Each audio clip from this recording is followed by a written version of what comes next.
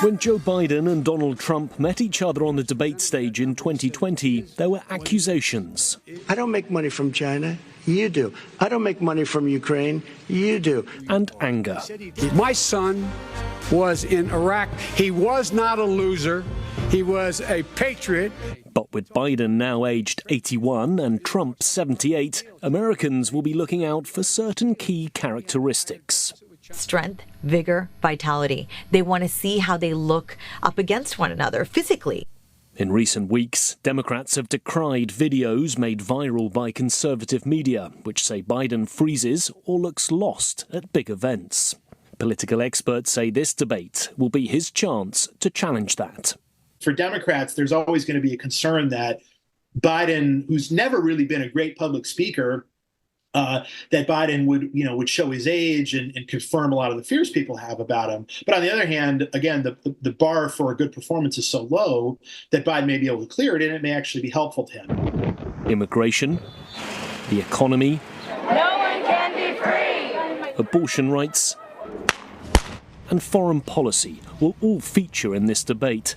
Go Trump!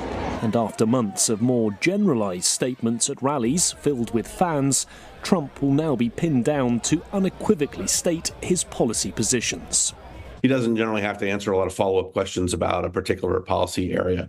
Biden, I think, he's usually pretty good with that. He's shown that. He's been able to say, I know what's going on with these nuances.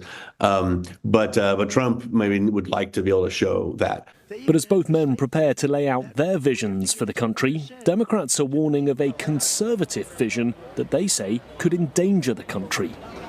And this is what's worrying Team Biden, a 900-page policy paper called Project 2025 that's been put forward by a right-wing think tank here in Washington, D.C. It's a wish list of proposals they'd like Trump to take up if re-elected, and it calls for things like the elimination of the Department of Education and proposes giving the president complete control over the Department of Justice. Those proposals are even worrying some moderate Republicans. There's always a talk of expanding the rights of certain classes of Americans, not limiting the rights. That is precisely what they've come together to do, and it should shake the American consciousness.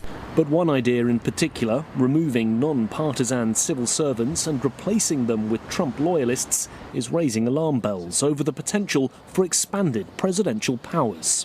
This goal to try to fire and remove more people in the government and replace them not just with Republicans, but people who are personally loyal to Donald Trump himself, that's exactly the thing that people see as having stopped Trump from being able to accomplish things that they were most concerned with last time. That is something the Biden administration has been working against, strengthening federal job protections ahead of a rematch for the White House. Both candidates are aware of what is at stake, and with just over 4 months until Election Day, hoping an early debate will help swing things in their favour. Nick Harper, CNA, Washington.